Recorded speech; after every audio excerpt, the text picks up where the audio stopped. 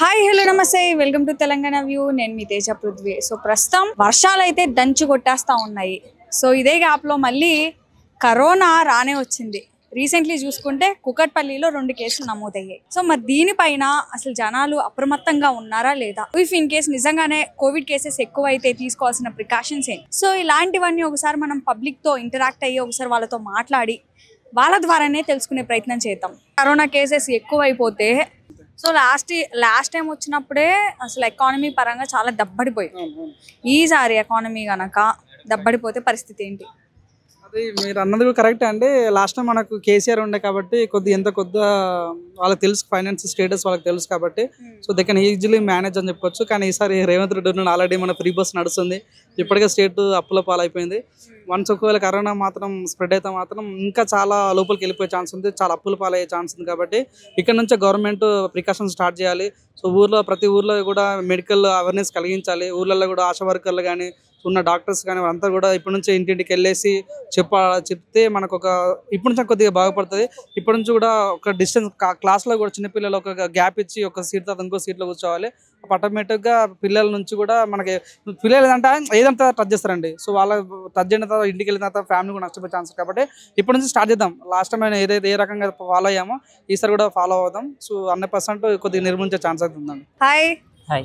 ఇప్పుడు Covid cases కూడా ఎక్కువైపోతున్నాయి కదా. రీసెంట్లీ చూసుకుంటే మనకి కుకట్పల్లిలో కూడా 2 కేసెస్ నమోదైనాయి. సో ఇందులో మళ్ళీ వర్షాకాలం, ఈ రెండు కనుక కలిస్తే ఎలా ఉండబోతుంది? ఇప్పుడు కరోనా అనేది లాస్ట్ టైం వచ్చింది, మనం చూసుకున్నాం ఎలా స్ప్రెడ్ అవుతుంది ఏంటనేది.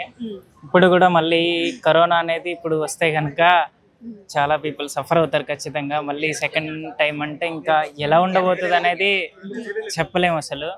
దట్టు ఇది వర్షాకాలం కదా, సో ఊకనే అలా త్వరగా స్ప్రెడ్ అయిపోతుంది కరోనా అనేది.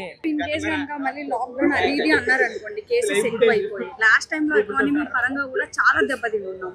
మళ్ళీ ఈ టైంలో కనుక లాక్డౌన్ అంటే ఎలా ఉండబోతుంది? ఖచ్చితంగా మళ్ళీ ఎకానమీలో మళ్ళీ లాస్ అవుతాం ఖచ్చితంగా. ఎందుకంటే లాక్డౌన్ పెట్టేస్తే ఎట్ ఏ టైం మొత్తం ఆగిపోతాయి కాబట్టి ఎకానమీ పరంగా ఇప్పుడు ఓన్లీ తెలంగాణనే కాదు కదా, మొత్తం వరల్డ్ వైజ్గా ఇది జరుగుతుంది కాబట్టి ఖచ్చితంగా లాస్ అవుతాం. పైనుంచి వచ్చేవి కానీ అట్లా చూసుకున్నట్లయితే ఇప్పుడు ఈవెన్ ఏపీ అనేది మంచి గ్రోతింగ్ స్టేజ్లో ఉన్నది.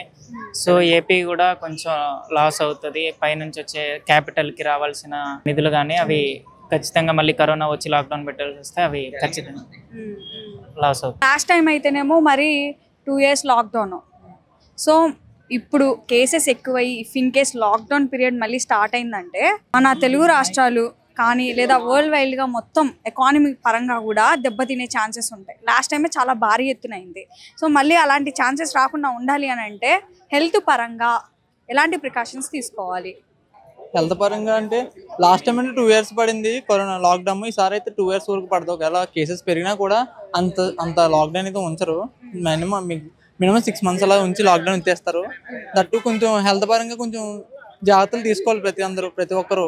ఎందుకంటే నేను పోతానని కాకుండా వెనకాల ఫ్యామిలీ ఉంది, నా మీద ఆధారపడి ఉందన్న కాన్సెప్ట్ మీద బతకాలి. కాబట్టి మన కోసం కాకుండా పక్కనోడు ఎలా ఉన్నా మనం చెప్పాలి. మనం ఎలా పక్కన చూసి వెళ్ళిపోవడం కాకుండా ఆడికి ఏమవుతుంది అనేది ఆడికి ఒక మాట చెప్పుకుంటూ వెళ్ళాలి, అంతే. ప్రతి ఒక్కరు కూడా జాగ్రత్తగా ఉండాలమ్మా. ఎందుకంటే మళ్ళీ వేరియంట్ వస్తుందని చెప్పేసి టీవీల్లో చూస్తున్నాం. ఇక్కడ మన హైదరాబాద్లో కూడా వచ్చిందని చెప్పి ఇందాకనే మన టీవీలో కోడిపల్లి ఉందని చెప్పేసి వచ్చింది. ఖచ్చితంగా ప్రతి ఒక్కరూ కూడా సోషల్ డిస్టెన్స్ పాటించాలి, మాస్క్ పెట్టుకోవాలి, కంపల్సరీ జాగ్రత్తగా ఫుడ్ విషయంలో కానీ ఏదైనా తాగే పానీయాల విషయంలో కానీ జాగ్రత్త వహించాలి. లాస్ట్ టైం చూసుకుంటే కనుక మరి 2 సంవత్సరాలు, ఒక సంవత్సరం అంతా లాక్డౌన్ బాయే, ఇంకో సంవత్సరం అంతా చాలా మందికి పాపం కోవిడ్ వచ్చి ఎంతోమంది వాళ్ళ ఫ్యామిలీస్ని లాస్ అయిన వాళ్ళు కూడా ఉన్నారు. ఇప్పుడు అదే పరిస్థితి వస్తే కనుక ఎలా ఉండబోతుంది ఎకానమీ పరంగా? చాలా భయంకరంగా ఉంటుందండి. ఈసారి కానీ వచ్చిందంటే పెట్టలా రాలిపోతుంది. ఇంకెందుకంటే ఆల్రెడీ ఒకసారి మనం వ్యాక్సిన్ తీసుకుని ఉన్నాం. దాని ద్వారాగా కొన్ని అనారోగ్య ఇబ్బందులు వస్తున్నాయని చెప్పేసి వింటున్నాం. కాబట్టి ఇంకోసారి రెండోసారి వస్తే మాత్రం చాలా ఇబ్బందుల్లో పడే అవకాశం ఉంది. కాబట్టి జాగ్రత్త వహించి ప్రతి ఒక్కరు కూడా ఎవరిని వారు కాపాడుకోవాలి. కరోనా కేసెస్ కూడా 2-3 నమోదైనట్లుగా తెలుస్తుంది. ఇదే వర్షాకాలంలో మరి కోవిడ్ కేసెస్ ఇంకా ఎక్కువగా స్ప్రెడ్ అయితే పరిస్థితి ఎలా ఉండబోతుంది అంటారు? సో 2020 March 18 అంటే అది శీతాకాలం వెళ్ళిపోయి ఎండాకాలం వచ్చి అంటే వేసవికాలం వచ్చే టైమే కదా. సో అప్పుడే ఒక విధంగా ఉంది కరోనా అనేది, అంటే లాక్డౌన్ అవి ఇవి. సో ఇది వర్షాకాలం, సో మరి ఇంకా ఎక్కువ స్ప్రెడ్ అవుతుందని వింటున్నాం కాబట్టి సో మళ్ళీ 2020ని ఏమైనా తలపించే అవకాశం ఉందేమో అని కాస్త భయం వేస్తుంది. ఒకవేళ తలపిస్తే ఏంటి పరిస్థితి? తలపిస్తే ఇంకేముంది, ఇప్పుడు జాబ్ చేసుకున్న వాళ్ళందరూ మళ్ళీ ఇంట్లోనే ఉండాలి, ఇది కష్టంగా ఉంటుంది. అప్పుడు మనం కూడా చాలా మందిని చూసాము, తినడానికి డబ్బులు లేక ఊరేసుకున్న వాళ్ళు చాలా మంది ఉన్నారు. కరోనా టైంలో పనికి వెళ్ళాలంటే బయటకి ఎక్కడికి వెళ్ళకూడదు, పనులు కూడా ఉండేవి కాదు. సో ఒక ఫ్యామిలీ అలా ఊరేసుకున్నట్టుగానే చాలా ఇబ్బందులు అయితే వస్తాయి, మామూలు విషయం కాదు. మళ్ళీ 2020 అది ఊహించుకుంటేనే చాలా దారుణంగా ఉంది. సో ఇది కాస్త కష్టమైన విషయమే. అవునా, ఇప్పుడు చూసుకుంటే కరోనా కేసెస్ కూడా బాగా ఎక్కువైపోతా ఉన్నాయి.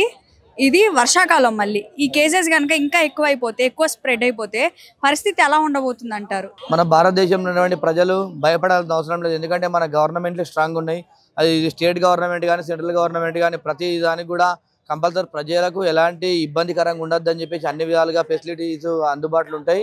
అదేవిధంగా మనం చూసుకుంటే గిట్ట విపత్కరమైనటువంటి పరిస్థితుల్లో గతంలో 2020 సంవత్సరంలో వచ్చినటువంటి కరోనా సీజన్లో అప్పుడే మనము అంత పెద్ద ఉన్నప్పుడే ప్రపంచ దేశాలన్నీ వణికిపోతున్న టైంలోనే భారతదేశం విజయం సాధించింది కరోనా విషయంలో. కంపల్సరీ ఇది ఒక చిన్నపాటి మొన్నటి మనం చూస్తుంటే ఆ యుద్ధం స్టార్ట్ అయిన తర్వాత నుంచే మనకు మళ్ళీ ఈ కరోనా అనేది మొదలైంది. అంటే వీళ్ళందరూ చైనా మళ్ళా గిట ఏదో ఒక వైరస్ రూపంగా లేపాలని చెప్పేసి ఇది చేస్తున్నారు.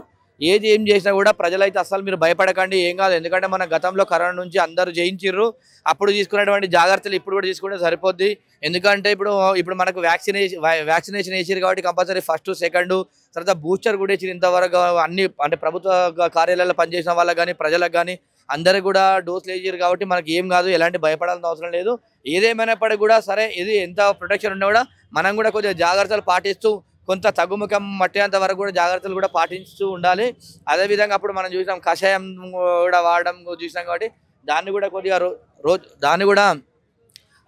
రోజు కూడా కషాయాన్ని సేమ్ అట్లనే చేసుకొని నార్మల్గా చేసుకొని చెప్తేట మనకి ఎలాంటి ప్రాబ్లం రాకుంటుంటుంది. ఎందుకంటే చాలా మంది నేను చూస్తున్నా అంటే కరోనా అని చనిపోతున్నారని చెప్పేసి మీడియా ఛానల్స్ అన్ని చెప్తున్నాయి, హాస్పిటల్ చెప్తున్నారు.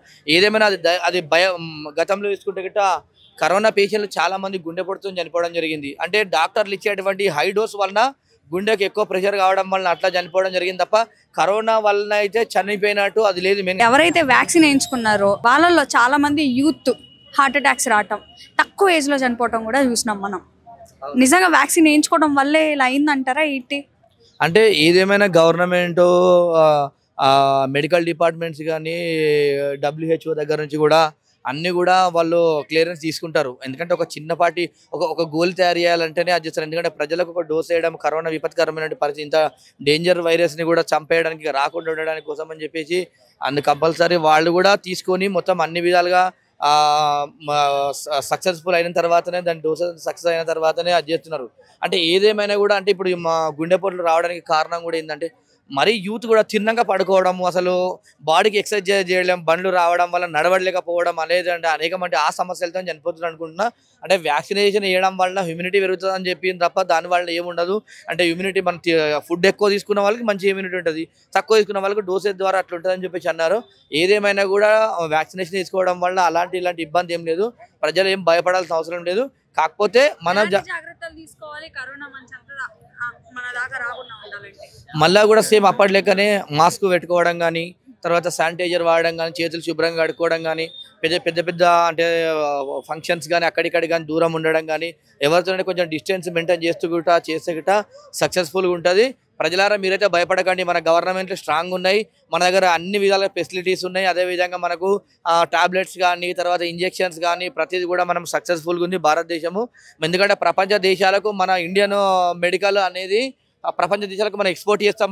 మన దగ్గర ఉన్నటువంటి టాబ్లెట్స్ కానీ అన్ని కానీ ప్రపంచ దేశాలకు మనం భయపడాల్సిన అవసరం లేదు.